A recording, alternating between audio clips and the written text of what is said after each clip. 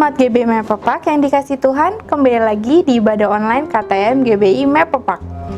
Kami berharap jemaat yang menonton tayangan ini dapat merasakan hadirat Tuhan dalam firman Tuhan yang disampaikan oleh hamba-Nya. Untuk mengetahui updatean terbaru kegiatan GBI Mepepak, Bapak Ibu jangan lupa subscribe, like, comment, and share kepada saudara dan kerabat kalian. Selamat beribadah, kiranya Tuhan Yesus memberkati. Shalom jemaat yang dikasih Tuhan, mari kita saksikan kegiatan GBI Mepepak dalam sepekan ini. Ibadah online GBI Mepepak Minggu 15 Agustus 2021 akan dilayani oleh Pendeta Dr. Insinyur Niko Nyoto Raharjo disertai perjamuan kudus premier pukul 6 pagi di YouTube channel GBI Rayon 1D. Untuk jemaat yang ingin didoakan secara khusus, dapat menghubungi di nomor berikut ini.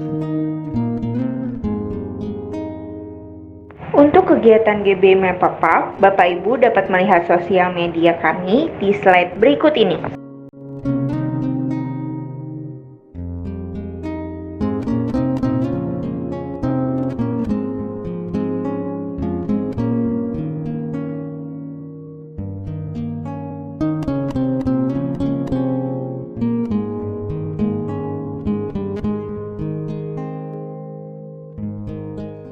Bagi jemaat yang ingin memberikan persembahan, dapat mentransfer ke nomor rekening BCA berikut ini.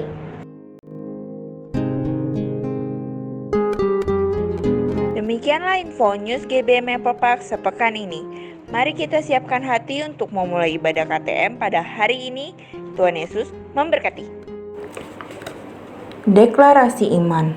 Dalam lindungan Allah, orang yang duduk dalam lindungan yang maha tinggi dan bermalam dalam naungan yang maha kuasa akan berkata kepada Tuhan, tempat perlindunganku dan kubu pertahananku, Allahku yang kupercayai. Sungguh dialah yang akan melepaskan engkau dari jerat penangkap burung, dari penyakit sampar yang busuk. Dengan kepaknya ia akan menundungi engkau, di bawah sayapnya engkau akan berlindung. Kesetiaannya ialah perisai dan pagar tembok. Engkau tak usah takut terhadap kedahsyatan malam, terhadap panah yang terbang di waktu siang, terhadap penyakit sampar yang berjalan di dalam gelap, terhadap penyakit menular yang mengamuk di waktu petang. Walau 1000 orang rebah di sisimu dan 10.000 di sebelah kananmu, tetapi itu tidak akan menimpamu. Engkau hanya menontonnya dengan matamu sendiri dan melihat pembalasan terhadap orang-orang fasik. Sebab Tuhan ialah tempat perlindunganmu, yang maha tinggi telah kau buat tempat perteduhanmu. Malapetaka tidak akan menimpa kamu, dan tula tidak akan mendekat kepada kemahmu.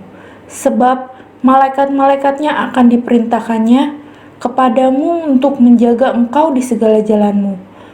Mereka akan menantang engkau di atas tangannya, supaya kakimu jangan terantuk kepada batu. Singa dan ular tedung akan kau langkahi, engkau akan menginjak anak singa dan ular naga.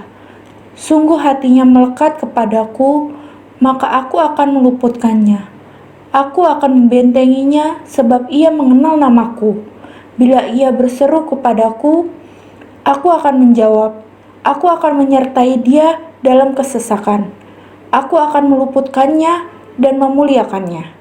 Dengan panjang umur akan kukenyangkan dia, dan akan kuperlihatkan kepadanya keselamatan daripadaku. Amin. Pentakosta ketiga. 1. Pentakosta ketiga adalah pencurahan Roh Kudus yang dahsyat di zaman now, melebihi yang terjadi di Azusa Street. 2. Pentakosta ketiga akan mengakibatkan penuaian jiwa yang terbesar dan yang terakhir sebelum Tuhan Yesus datang kembali. 3. Pentakosta ketiga akan membangkitkan generasi Yeremia, yaitu anak-anak muda yang dipenuhi Roh Kudus, cinta mati-matian kepada Tuhan Yesus, tidak kompromi terhadap dosa, dan akan bergerak untuk memenangkan jiwa. 4. Pentakosta ketiga lahir di Indonesia dan bergerak ke bangsa-bangsa. Gerakan ini dari timur ke barat dan akan kembali ke Yerusalem. 5. Pentakosta ketiga akan memberikan kuasa untuk menyelesaikan amanat agung. Dan setelah itu Tuhan Yesus datang kembali. Haleluya, shalom Bapak Ibu Saudara.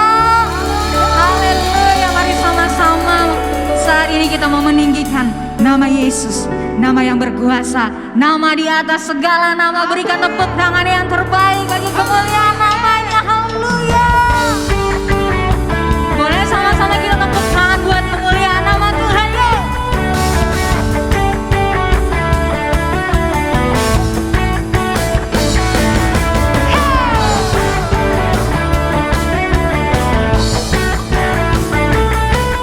Saya tinggikan namamu Yesus. Haleluya. Namanya Tuhan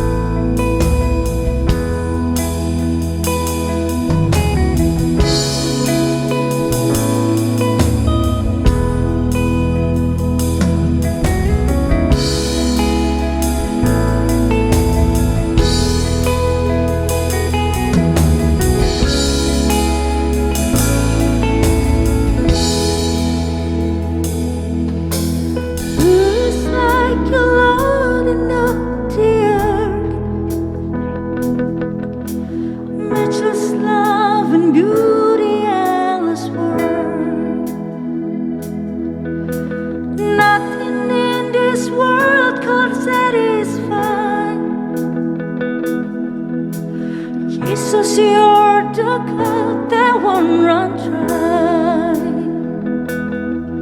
Your presence is heaven to me.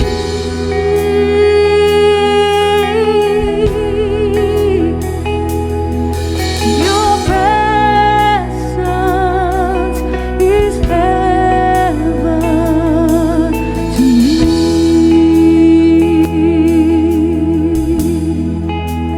Who is like you, Lord? Who is like you, Lord, in all the earth? Matchless love and beauty endless world.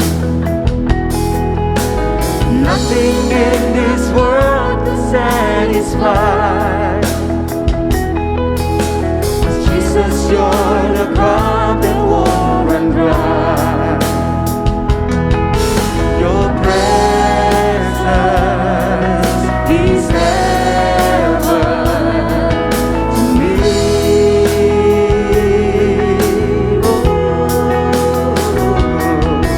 Your presence is heaven to me. Your presence is heaven to me.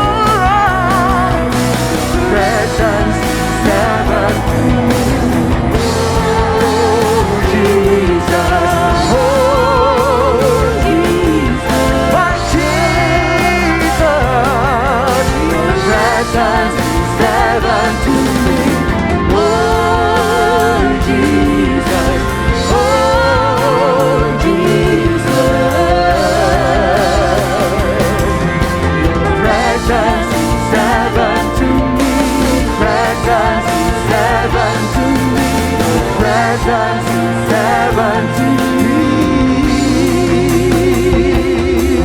Oh, your presence is heaven to me.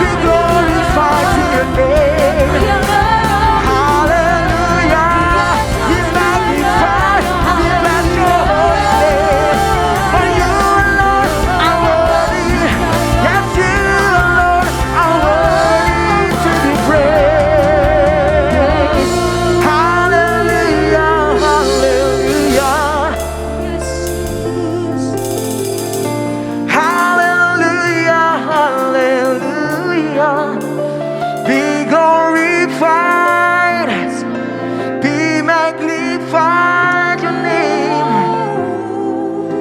Name above all names, yes, you are worthy. Sing hallelujah, hallelujah, hallelujah, hallelujah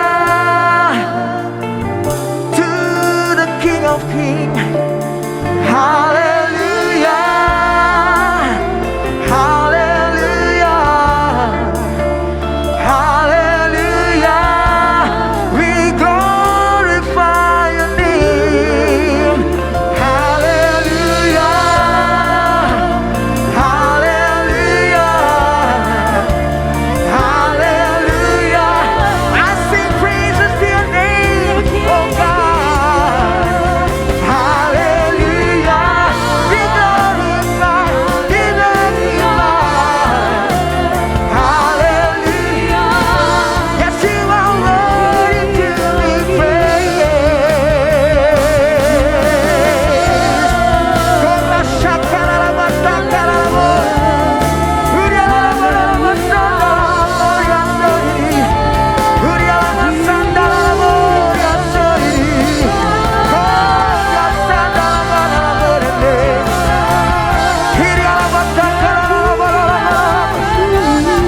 urialama takaramo sori.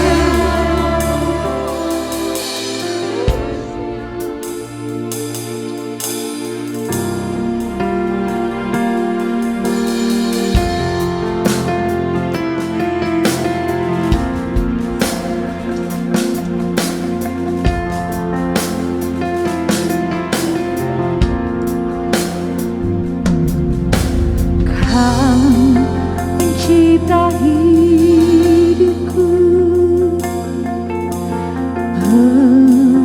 melihara jiwaku. Kau layak terima segala pujian, ku naikkan syukurku. Kau mencipta hidupku, dalam kasih setiamu, Yesusku. Kau layak terima segala pujian, ku naikkan sembahku.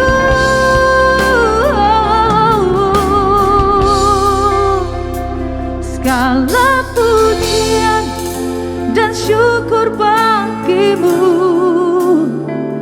Allah yang mulia, kuduslah namamu. Kaulah yang awal, yang akhir dari segalanya, Yesus, kaulah pujian bagiku. Bersama kita angkat pujian ini. Kau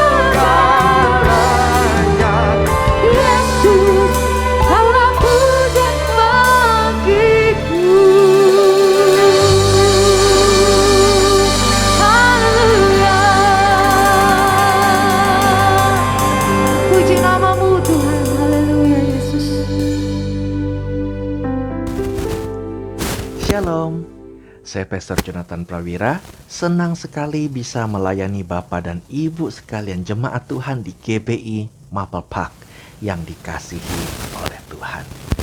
Saya percaya kalau Tuhan sudah mempertemukan kita, selalu tujuannya adalah untuk mengintimkan kita dengan Tuhan.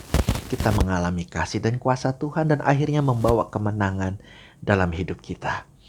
Nah, sebelum kita berdoa seperti biasa, ada pesan profetik dari Tuhan buat kita, yaitu Tuhan Yesus bisa lahir kapan saja. Tapi Tuhan Yesus memilih lahir di tengah-tengah situasi di mana umat Israel sedang dijajah oleh bangsa Romawi. Dan kemudian umat Israel meminta Tuhan Yesus menjadi raja yang membebaskan mereka dari penjajahan itu. Tetapi Tuhan Yesus memberikan yang jauh lebih penting dan lebih indah, yaitu kebebasan, kemerdekaan dari kutuk dosa. Apa artinya? Menunjukkan kita pun bisa percaya. Kalau saat ini kita sedang merasa dijajah, dikuasai oleh situasi yang buruk, ya sedang dikepung, dijajah, dikuasai oleh mungkin sakit penyakit, dan kemudian apalagi tekanan ekonomi, ya segala hal yang tidak pasti, kita bisa percaya pada saat-saat seperti inilah Tuhan Yesus mau datang kepada kita untuk melawat kita, menguatkan kita, ya mempertahankan kita, menyatakan kasih dan kuasanya buat kita. Dan kalau Tuhan Yesus sudah memberikan kerajaan sorga buat kita yang tidak layak menerimanya tapi toh kita terima, artinya Tuhan Yesus pasti punya hal yang baik, punya hati yang selalu ingin memberi yang terbaik buat kita. Bagian kita adalah tetap percaya kepada Tuhan. Amin. Apapun situasimu saat ini, mari kita berdoa dan menerima firman kemenangan dari Tuhan. Terima kasih Tuhan atas penyertaan-Mu yang sempurna, lengkap tubuh jiwa roh kami ya Tuhan. Engkau mempertahankan kami, melindungi kami, menjagai kami Tuhan, melepaskan kami. Engkau memberkati kami lebih daripada yang kami sadari. Sebab itu ya Tuhan, penuhi hati kami Tuhan dengan roh-Mu saat ini Tuhan. Perbaharui sehingga kami semakin merasakan kasih-Mu dan semakin mengalami kuasa-Mu nyata dalam kehidupan kami, dan penuhi hati dan pikiran kami dengan firman-Mu. Karena ketika Engkau berfirman, semua ada buat kami. Ketika Engkau berfirman, semua terjadi bagi kami. Ketika Engkau berfirman, maka kami menjadi seperti yang Kau rancangkan sejak semula, menjadi pemenang-pemenang di bumi sampai di sorga. Mari umat Tuhan, Engkau yang sudah siap menerima roh dan firman Tuhan yang menjadikan Engkau pemenang-pemenang sampai akhir zaman. Mari bersama-sama dalam nama Yesus kita katakan amin. Amin. Amin. Puji Tuhan. Nah, hari ini kita akan membahas suatu tema yang menarik yang diberikan oleh Bapak Gembala kita, Pak Ferry Iskandar, yaitu apakah kita sudah mengalami kuasa kemerdekaan itu dalam hidup kita. Ya, pertanyaan yang penting berarti adalah, sudahkah kita merdeka? Ya, atau kita harus melakukan sesuatu untuk merdeka? Apa yang perlu kita lakukan untuk merdeka? Ya? Dan sebelum kita membuka firman Tuhan itu, kita perlu mengenal hati Tuhan dulu. Sehingga kita tahu apa sih yang menjadi kehendak Tuhan dalam hidup kita. Kalau kita membaca firman tanpa mengenal hati Tuhan, kadang-kadang itu seperti kita membaca WA atau dulu SMS. Ya, yang mungkin tidak ada nadanya, sehingga kadang-kadang terdengar kasar, kelihatannya kok seperti marah. Tetapi kalau kita kenal siapa yang mengirimnya, kita kenal baik, punya hubungan yang baik, maka kita akan tahu, dia tidak mungkin marah. Dia orang yang ramah kok. Nah, demikian juga kalau kita membaca firman hanya berdasarkan suatu analisa kita sendiri dan tidak memahami sifat Tuhan, kita bisa salah paham dengan Tuhan.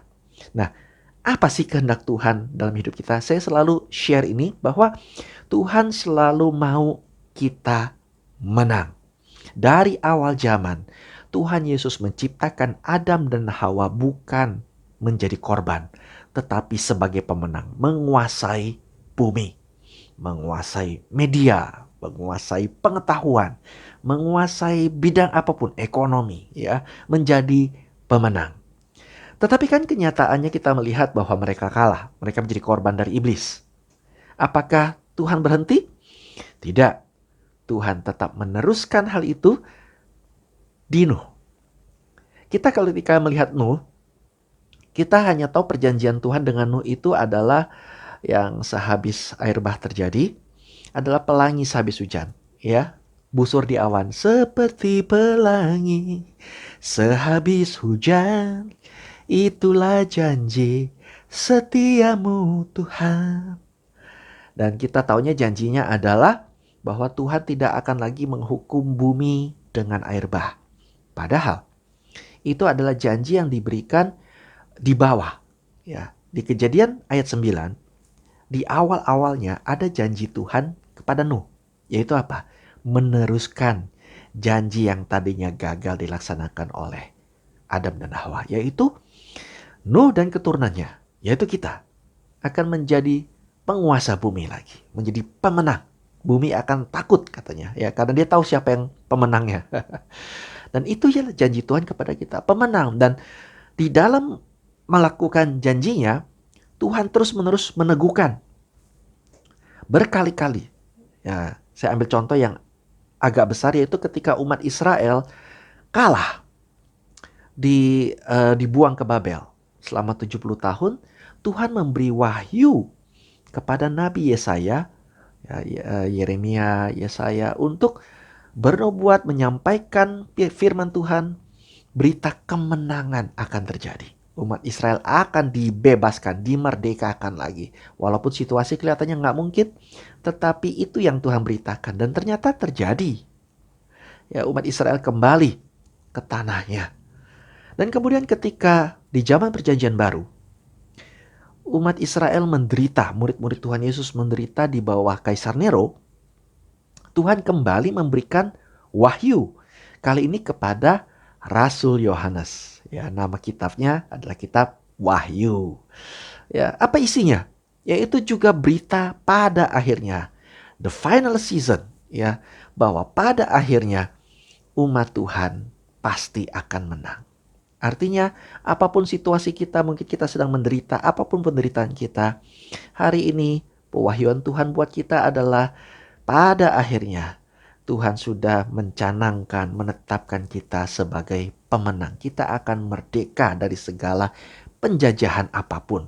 Ya, mulai dari penjajahan musuhnya Babel maupun di akhir zaman penjajahan antikris, kita pasti akan dimerdekakan. Tetapi mari kita lihat bagaimana kita bisa merdeka. Ya, mari kita buka Yohanes 8. Yohanes 8 ayat 32. Tuhan Yesus sedang berbicara kepada orang Yahudi yang percaya kepadanya. Jadi ini konteks, kalau kita memperhatikan firman Tuhan, kita harus lihat juga Tuhan Yesus bicara kepada siapa.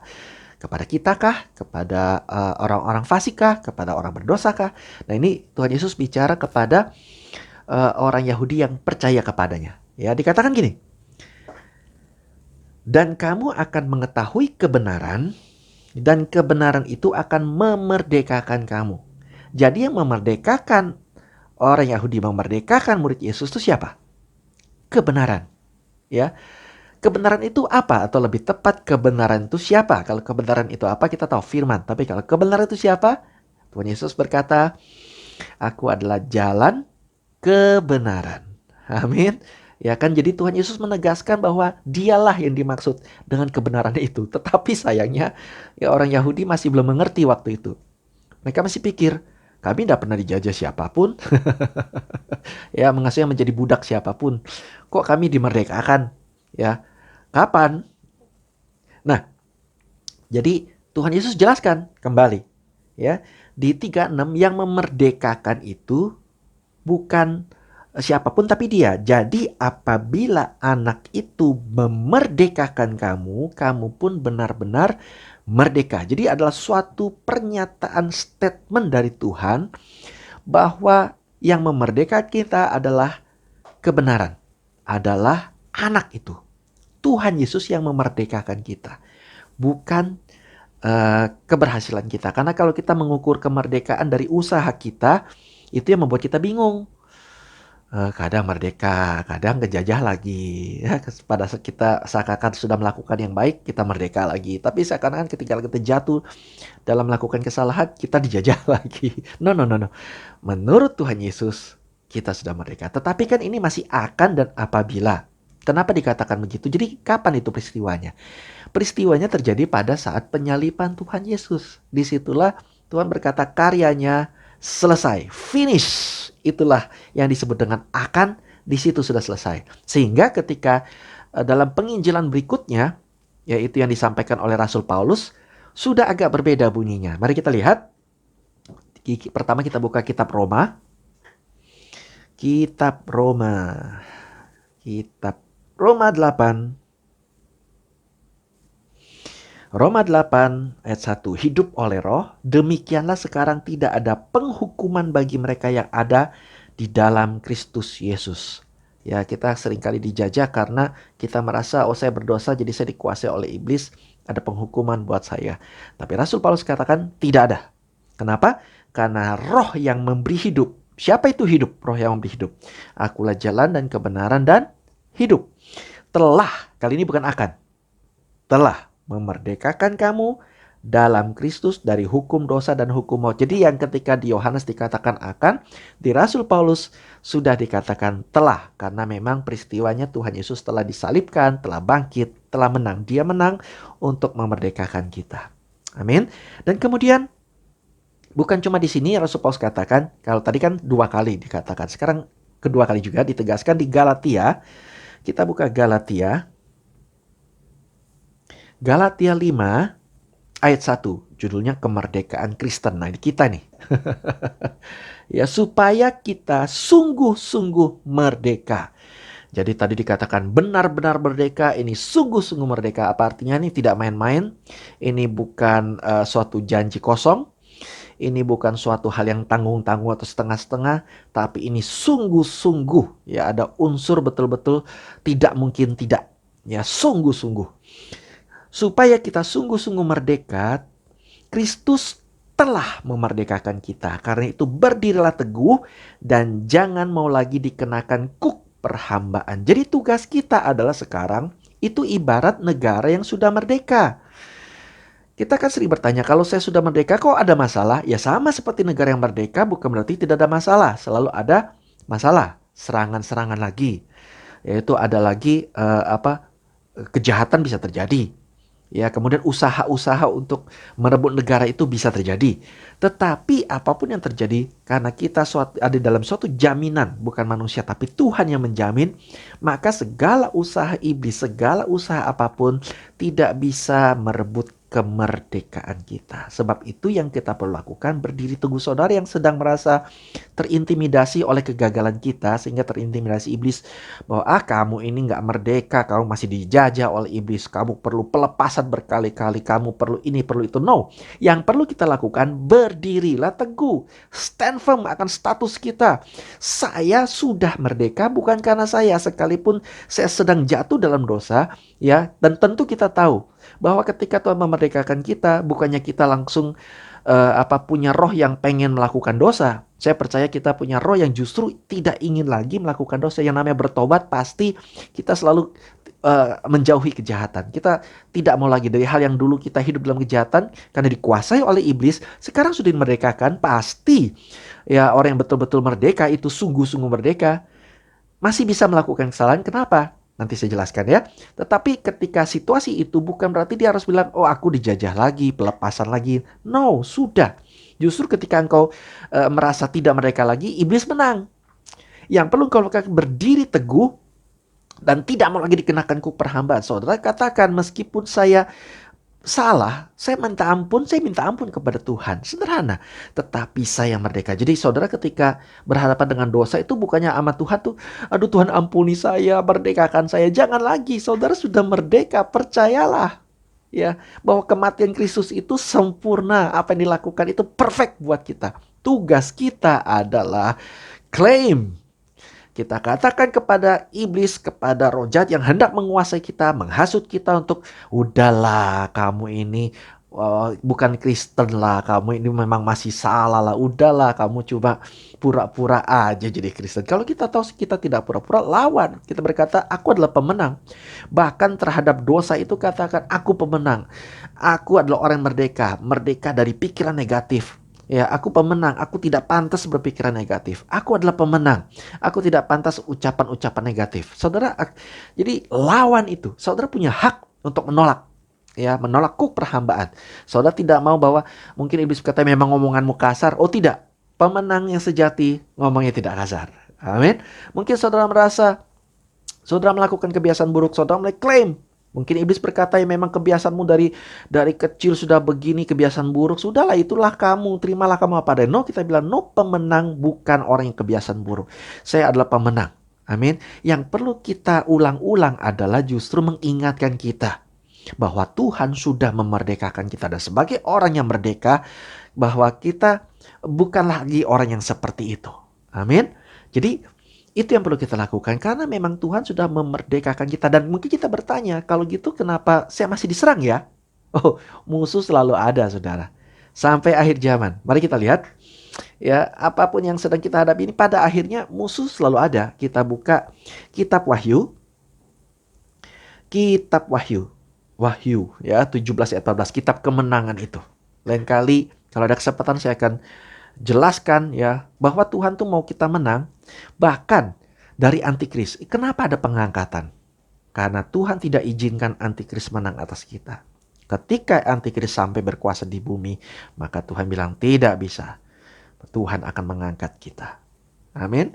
Tidak bisa orang yang sungguh-sungguh sudah dimerdekakan oleh Kristus akan dijajah oleh antikris, oleh siapapun. Tugas kita percaya, jangan terpengaruh oleh iblis. Kita lihat di Wahyu 17 ayat 14, mereka akan berperang melawan anak domba. Jadi peperangan memang selalu ada. Tapi bukan berarti kita selalu harus hidup dalam peperangan. Karena lihat siapa yang perang. Tetapi anak domba akan mengalahkan mereka. Kenapa dikatakan akan? Karena ini akhir zaman sampai terakhir. Artinya sampai nanti selalu ada peperangan batin itu. Amin. Tapi tugas kita bukannya sibuk dalam peperangannya. Tugas kita adalah bertahan dalam status kita. Jangan izinkan iblis melemahkan status kita lagi ya.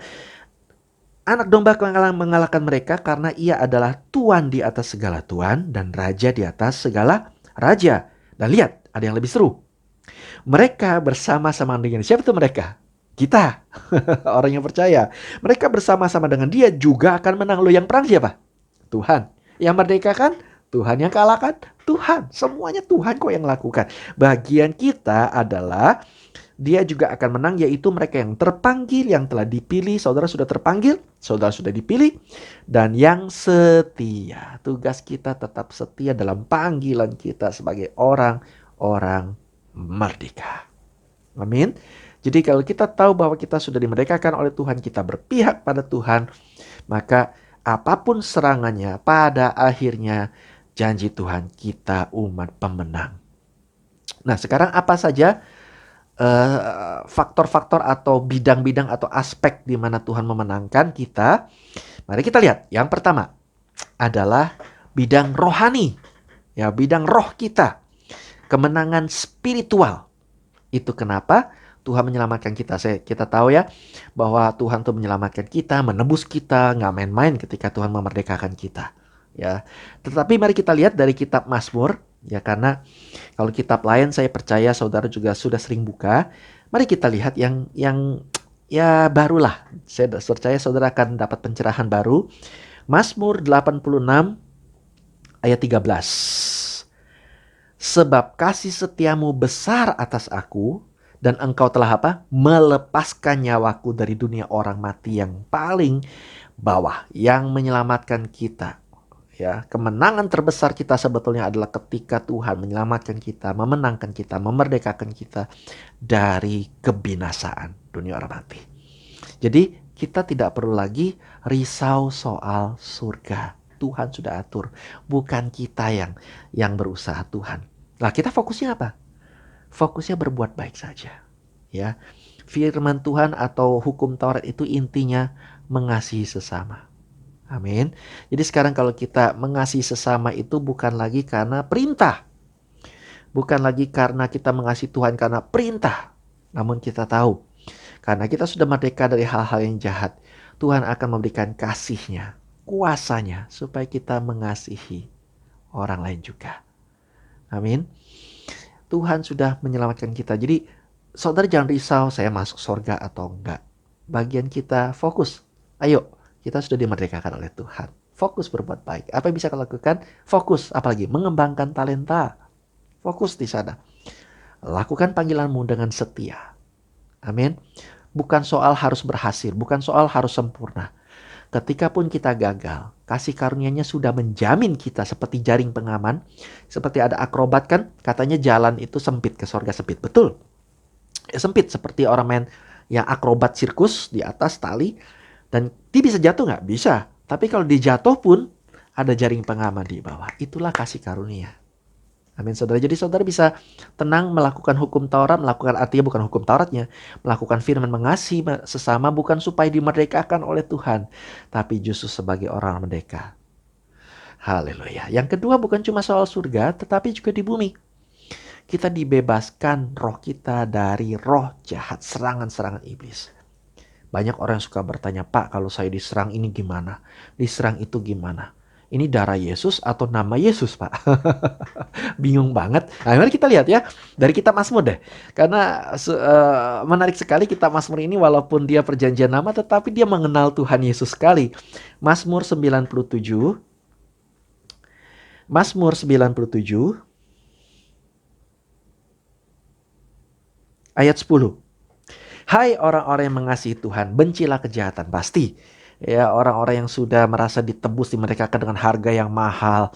Ya, aku telah mati dan tinggalkan. Pasti akan punya hati yang berbalik. Yang tadinya dia suka, sekarang dia gak suka. Ya, dia yang memelihara nyawa orang-orang yang dikasihinya. Jadi dia lagi akan apa? Melepaskan mereka dari orang-orang, dari tangan orang-orang fasik atau from the wicked. Bicara soal sesuatu yang jahat. Seperti doa Bapa kami, lepaskan kami dari yang jahat. Nah, kita nggak perlu pusing apakah ini darah Yesus, apa nama Yesus.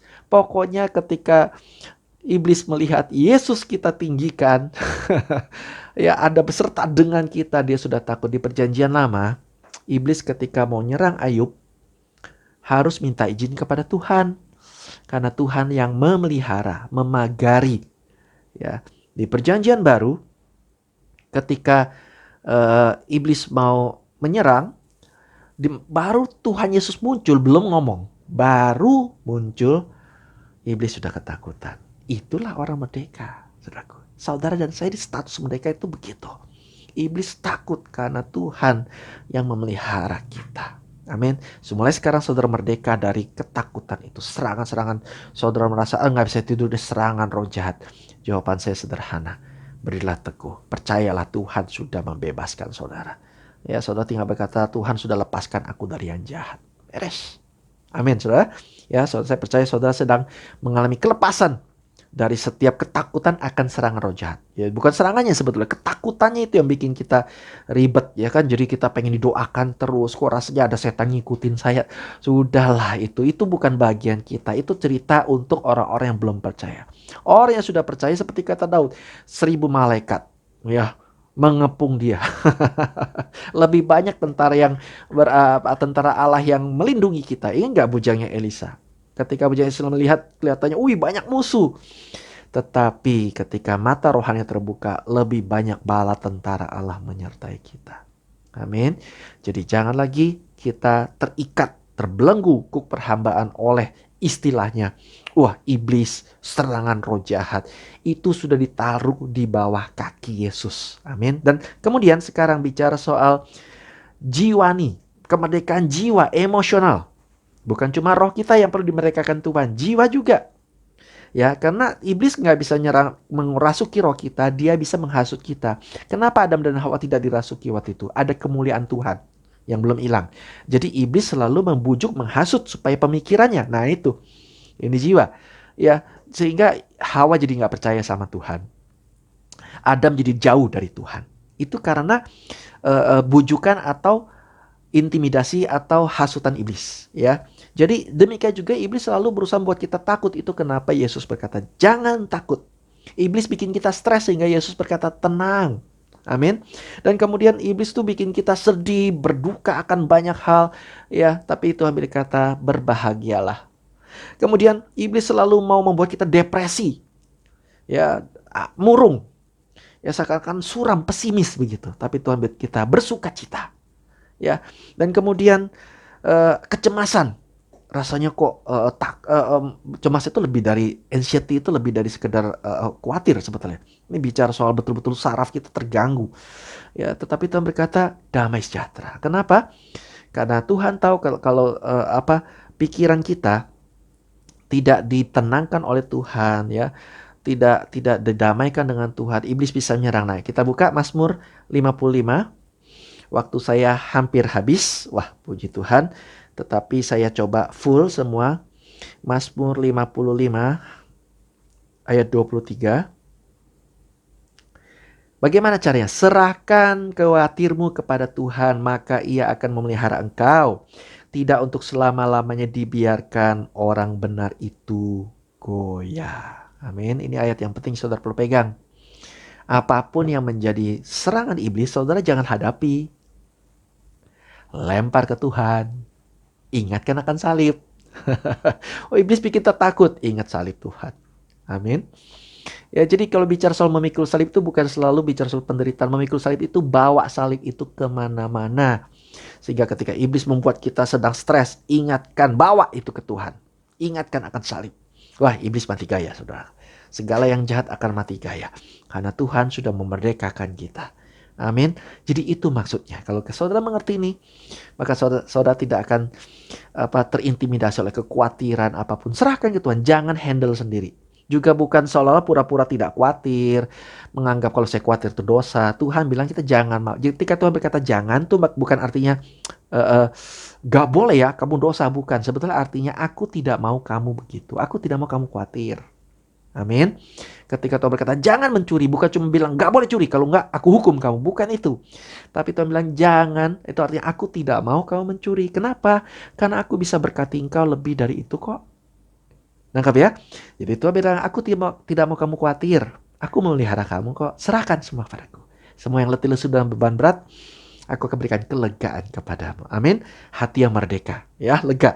Kemudian ragawi atau bicara soal tubuh. Jelas sekali Tuhan memperhatikan itu karena Tuhan menyembuhkan kita. Ya, dalam pelayanan yang utama Tuhan selalu menyembuhkan. Bahkan di kayu salibnya sekaligus Tuhan menanggung bukan cuma hukuman tetapi juga sakit penyakit kita. Berarti Tuhan mau tubuh kita sehat, tubuh kita sembuh, dan terutama tubuh kita, ya, daging kita ini tidak dikuasai, diperhamba oleh kedagingan. Amin. Itu kenapa Tuhan selalu mau kita menyerahkan hidup kita kepada Tuhan. Persembahkan tubuh kita. Seperti Daud berkata, tubuhku rindu akanmu seperti rusa merindukan sungai yang berair.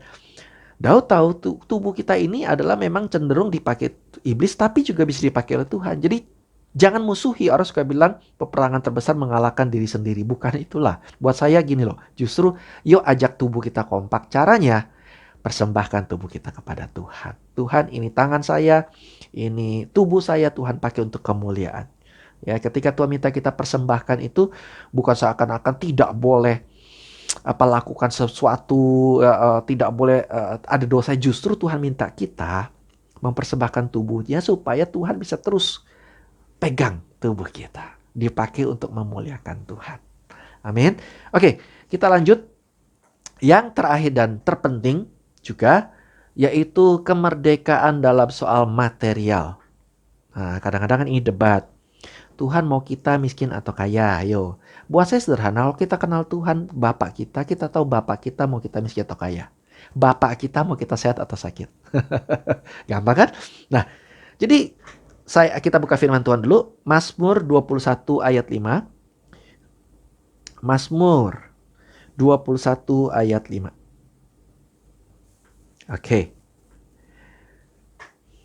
Haleluya.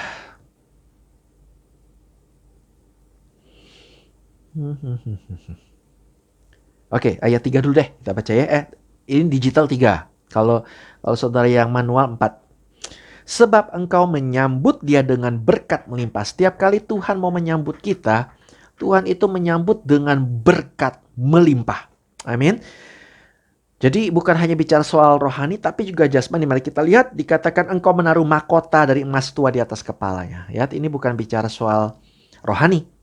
Tuhan pun memperhatikan kemerdekaan materi dalam hidup kita. Sebab itu jangan khawatir, Tuhan perhatikan kok. Ya, dikatakan di ayat kelima, besar kemuliaan karena kemenangan daripadamu, keagungan semarak telah kau karuniakan kepadanya. Ya, engkau membuat dia menjadi berkat untuk seterusnya. Saudara diberkati untuk jadi berkat. Ya, fully blessed. Saudara bisa memberkati orang. Jadi tujuan Tuhan mau kita berlimpah, simple kok. Karena supaya kita bisa memberkati orang lain. Ya, sebegitu seriusnya Tuhan sehingga di Injil bukan cuma soal kematian Tuhan Yesus, tetapi pelipat gandaan makanan. Itu juga tercatat di 4 Injil. Wow, kan itu cuma makanan. Tapi Tuhan memandang serius loh. Tuhan melipat gandakan dan dicatat di 4 Injil. Kemudian, apalagi? Ketika Tuhan menjanjikan umat Israel, Tuhan bicara soal tanah yang berlimpah susu dan madunya. Bukan tanah pas-pasan, bukan tanah kering. Ya, persis yang Daud katakan bahwa Tuhan selalu menyambut kita dengan berkat melimpah. Kemudian juga janda di Sarfat, ketika kekurangan roti dan minyak, Tuhan tidak memberi secukupnya. Tuhan memberikan berlimpah sesuai kapasitasnya.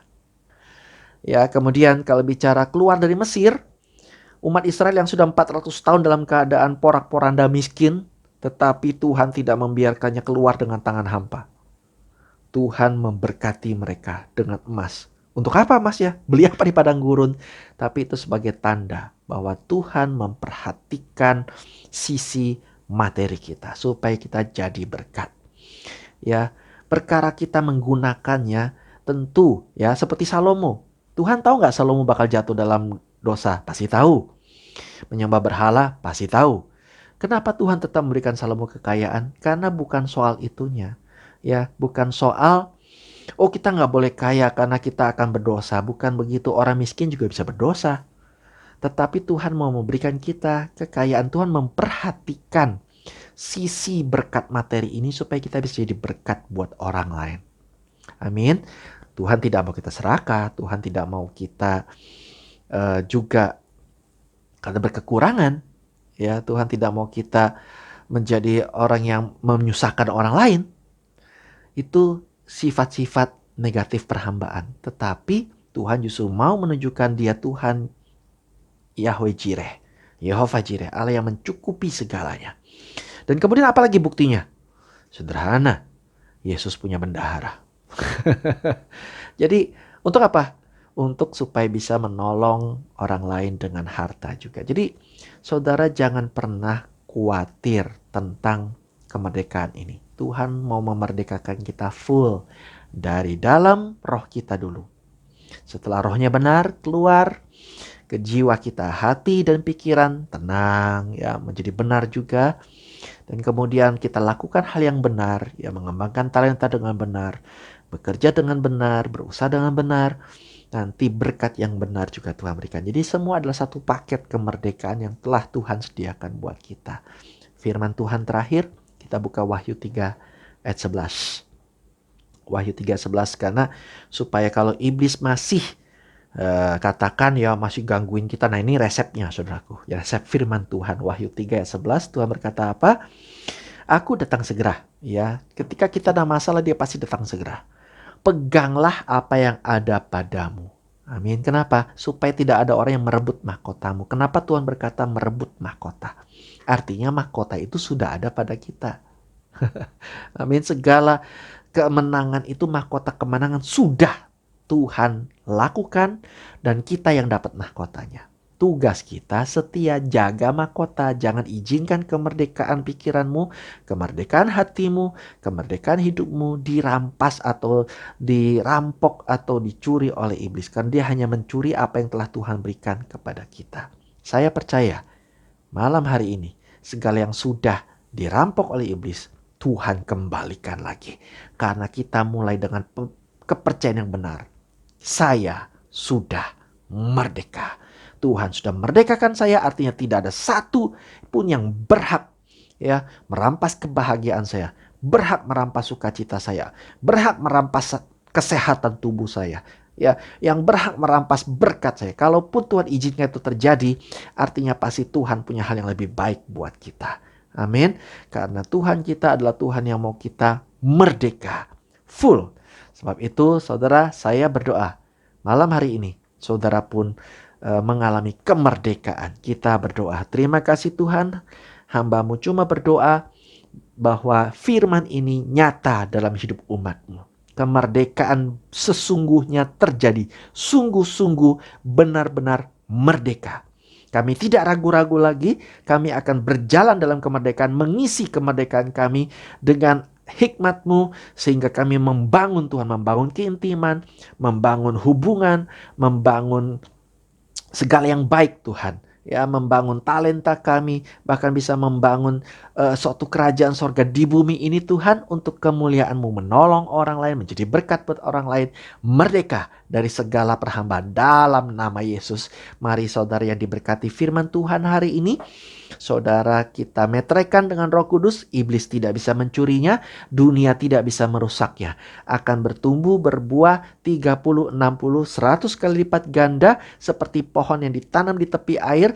Apapun yang kita lakukan berhasil bersama dengan Tuhan. Dalam nama Yesus, amin. Puji Tuhan. Tuhan Yesus memberkati kita semua. Sampai ketemu lagi dalam pesan firman kemenangan. Tuhan Yesus mengasihi kita. Haleluya.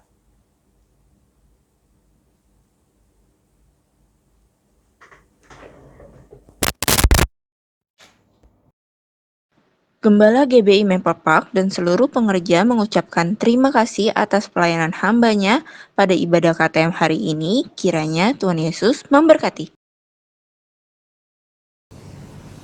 Shalom Bapak Ibu Jemaat GBI Maple Park yang kasih Tuhan. Pada malam hari ini kita sudah diberkati oleh kebenaran firman Tuhan melalui hambanya. Mari kita satukan hati kita.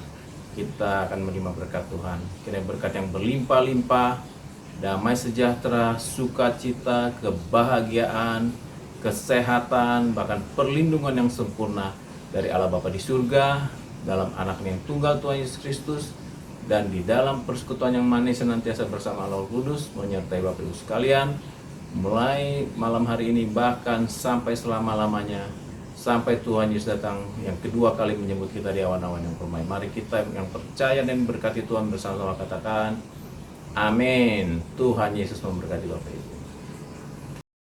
Kami dan segenap kru yang bertugas mengucapkan terima kasih atas perhatiannya. See you next week and God bless you.